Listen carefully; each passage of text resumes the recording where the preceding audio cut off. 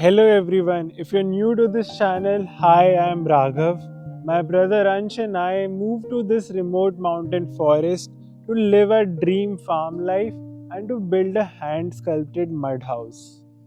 Reflecting back on our journey, the mud house was less about natural building skills and more about the meta skills. You might be wondering what's a meta skill. Meta skills are not specific skills like natural building or carpentry. They are like superpowers that help you learn other skills and handle various challenges. They do not teach you these skills in schools or they do not pay you for these skills in jobs. But these skills help you succeed across various domains. In today's video, I am going to share 3 meta skills that you need to build a mud house. The best part is we learn them along the way.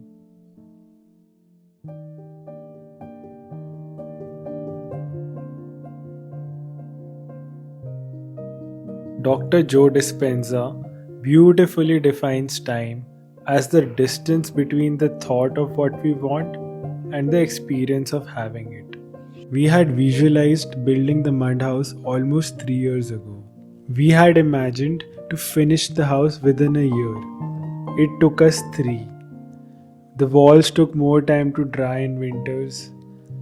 We could not find the right size of the wooden beams required for the reciprocal roof for a year.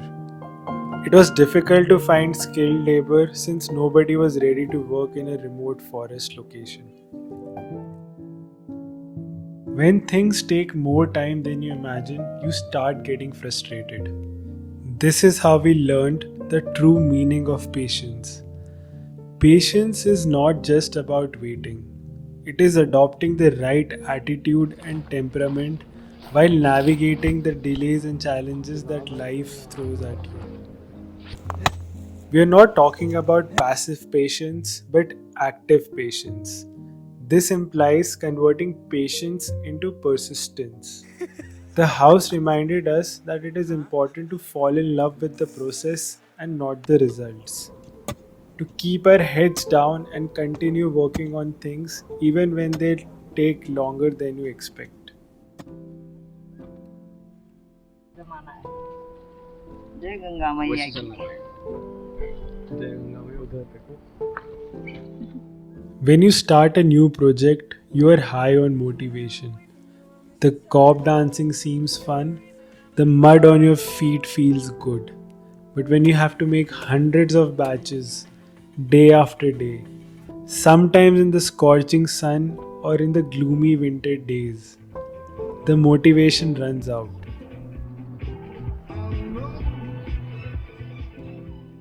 Waking up every day after siesta felt like waking up from your own coffin. The excitement slowly fades away.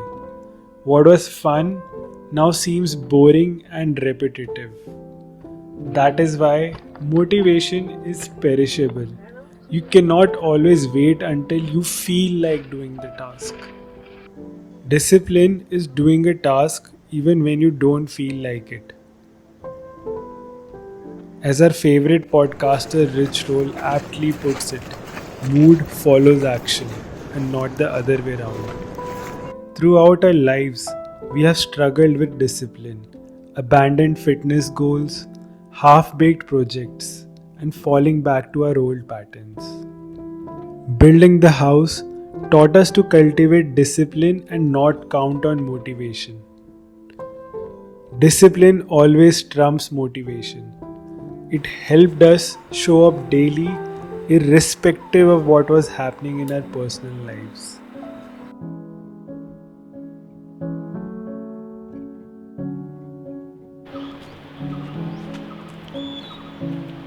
Tenacity, the third meta skill, is definitely my favorite word in the dictionary. There were 2 moments when I felt like giving up. The first one was when we came back from the monsoon break from the city for the first time. The main wooden bridge had washed away, The roads were gone. We had to carry our luggage in boxes up the mountain. It was an exhausting day for our not so fit bodies, and we doubted our decision to choose such a tough life. Living on a remote mountain, definitely not for weak. The second time we felt like quitting was when we were working on the living roof. It was D Day. We had to put the pond liner over the mighty reciprocal roof. We started working on the site at 6 am by putting the cardboard layers. It took us more time than we imagined. It was already noon when it was time for the pond liner to go on. The summer sun of April was directly over our heads. The temperature might be 40 degrees Celsius, but it felt like 60 degrees Celsius. The pond liner was black, making it too hot to stand on it. If the heat wasn't enough, the strong winds from the Ganga started blowing. We were all over the place, using our body weights to not let the pond liner fly away to the valley. Honestly, I felt like crying and giving up. That's when tenacity kicked in. Thanks to Arjun and our tenacious friends Letty and Clement, we were finally able to conquer the sun and the wind to have a waterproof roof over our heads.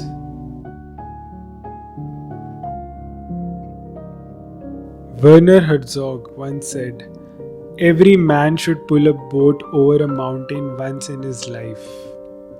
In Herzog's famous movie, Fitzcarraldo, they moved a big paddle boat over a mountain in the jungle in Peru.